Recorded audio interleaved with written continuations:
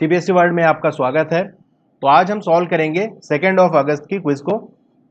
पहला क्वेश्चन आपके सामने है, a concave mirror gives virtual and erect image of object, what is the position of object. तो object की पोजीशन आपको बतानी है और इमेज किस तरह की बननी है, वर्चुअल और इरेक्ट, और मिरर हमारा कौन सा है, कॉन्केव। तो ये टेबल आपकी एनसीईआरटी बुक में दिया है। कॉन्केव मिरर के केस में आप देख सकते हैं वर्चुअल और इरेक्ट एक केस में ही सिर्फ बनती है। कब बनती है? जब उसे पोल और फोकस के बीच में रखा जाए। तो ये वाला ऑप्शन इसका सही होगा, बिटवीन पोल एंड फोकस।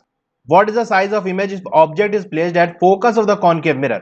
अगर कॉन्केव मिरर के फोकस पे रख दिया जाए तो इमेज का साइज क्या होगा? तो इसी टेबल में हम देख सकते हैं एट फोकस, फोकस पे रखा गया है तो हाईली इनलार्ज बनेगा।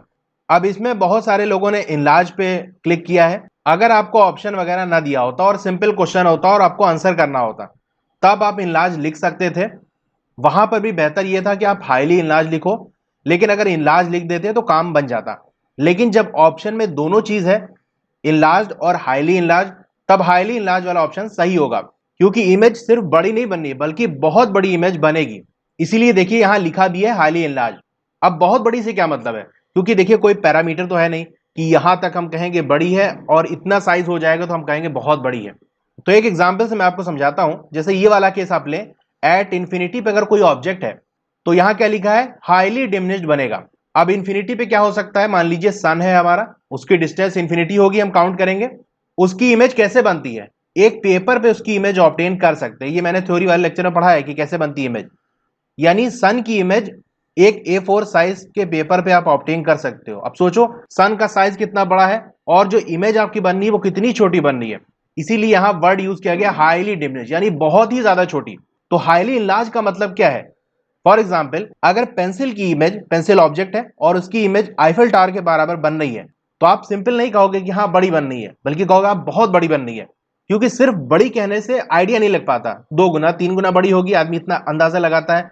लेकिन अगर पेंसिल की इमेज आईफल टावर के बराबर बन रही है तो आप कहोगे बहुत बड़ी बन रही है। इसीलिए हाईली इनलार्ज वाला ऑप्शन सही होगा जब ये दोनों दिया हो तब। वरना इनलार्ज भी आप लिख सकते हैं, हाईली इनलार्ज भी लिख सकते हैं, लेकिन बेहतर यही रहेगा कि हाईली इनलार्ज लिखा जाए। Name the type of the mirror used in design of solar furnace. तो सोलर फर्नेस के अंदर कौन सा यूज किया जाता है, मैंने थ्योरी लेक्चर में दिखाया भी था डायग्राम के साथ। ये बोर्ड 2016 में क्वेश्चन आया हुआ है। दूसरा पार्ट इसका ये है, ये 2 मार्क्स का क्वेश्चन था। How is high temperature achieved by this device. तो ये चीज आपको बतानी थी। तो सोलर फर्नेस के अंदर आपका कॉन्केव मिरर यूज होता है। और कैसे वर्क करता है, सिंपल सा एक रफ डायग्राम बना देंगे तो भी आपका काम यहां हो जाएगा।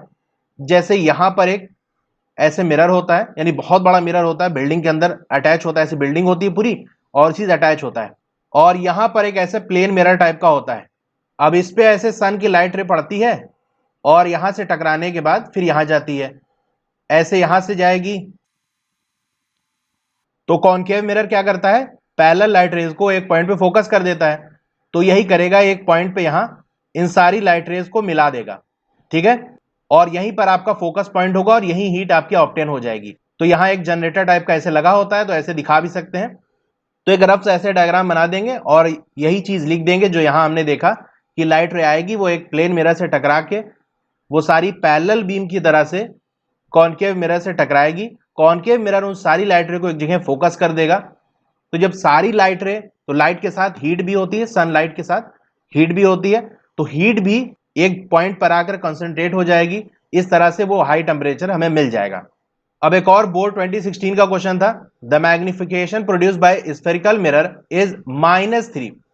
अब आपको इसमें से 4 इंफॉर्मेशन ऑब्टेन करनी थी, यानी इस -3 को देखकर आप क्या क्या बातें कह सकते हो। सबसे पहले हम 3 को देखेंगे, यानी मैग्निफिकेशन 3 है। 3 का मतलब क्या है, इमेज का साइज ऑब्जेक्ट से 3 गुना बड़ा है। तो दो ही केस हमने पढ़े हैं, कॉन्केव मिरर और कॉन्वेक्स। कॉन्वेक्स मिरर की बात करें तो कभी इमेज बड़ी नहीं बनती। जैसे कि आप देख सकते हैं, आपकी बुक में दिया हुआ है, जब इंफिनिटी पे रखा होगा तो हाईली डिमिनिश्ड, और इंफिनिटी से आगे आ जाएगा पोल के बीच में कहीं पर भी तो डिमिनिश्ड, यानी हमेशा छोटी बनेगी। तो कॉन्वेक्स मिरर तो होगा ही नहीं, तो बचा कौन सा, कॉन्केव। तो एक पॉइंट तो ऐसे लिख सकते हैं कि कॉन्केव होगा। 3 से क्या है, मतलब 3 गुना बन रही है, यानी इनलार्ज बनेगी, बड़ी बन रही है। अब माइनस साइन क्या शो करता है, मैग्निफिकेशन क्या होता है, एच डैश अपॉन एच, यानी height of image upon height of object. ये हमेशा हम पॉजिटिव लेते हैं। एम निगेटिव है, इसका मतलब ये वाली वैल्यू निगेटिव होगी। निगेटिव का मतलब क्या है, प्रिंसिपल एक्सिस से ऐसे बनेगी तब निगेटिव कहेंगे, ऊपर बनेगी तो हम पॉजिटिव कहेंगे। यानी इमेज उल्टी बन रही है, और उल्टी क्या कहते हैं? इन्वर्टेड।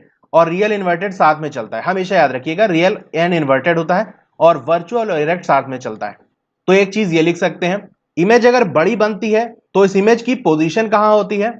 इसी टेबल से हम देख सकते हैं, सेंटर ऑफ कर्वेचर पे इमेज और ऑब्जेक्ट का साइज बराबर है, और जब बड़ा होता है यानी इनलार्ज हो गया, इसके बाद हाईली इनलार्ज, फिर इनलार्ज, यानी जब साइज बड़ा होता है तो पोजीशन देखिए वो सी के पीछे चला जाता है, बियॉन्ड सी, फिर इनफाइनाइट, इस तरह से पोजीशन उसकी चली जाती है। तो हम यही लिख देंगे, image beyond the centre of curvature.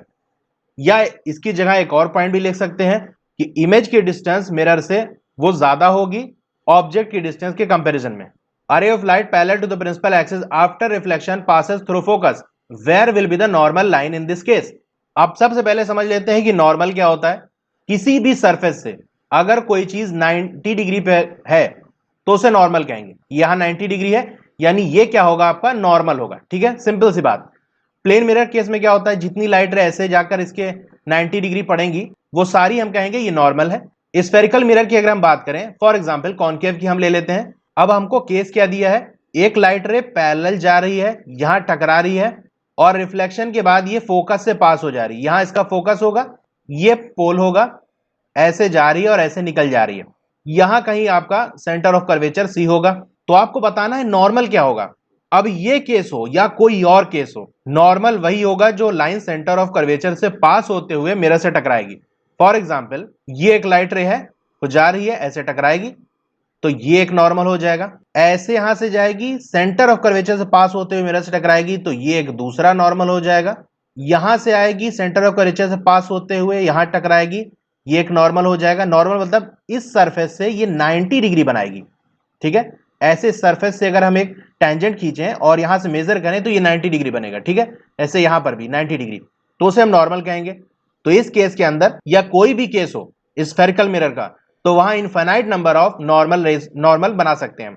लेकिन अगर आपको ड्रॉ करने को कह दिया जाए, मान लीजिए एग्जाम में ऐसे दे दिया होता और कहते हैं कि इसमें नॉर्मल ड्रॉ करिए, तब आप ये वाला नॉर्मल ही ड्रॉ करेंगे। ठीक है, और यहां ऐसे दिखा देंगे ये एंगल ऑफ इंसिडेंस हो गया और ये एंगल ऑफ रिफ्लेक्शन हो गया। ठीक है, तो ये नॉर्मल हो जाएगा ड्रॉ केस में। ओके, तो ये थे आज के 5 क्वेश्चन।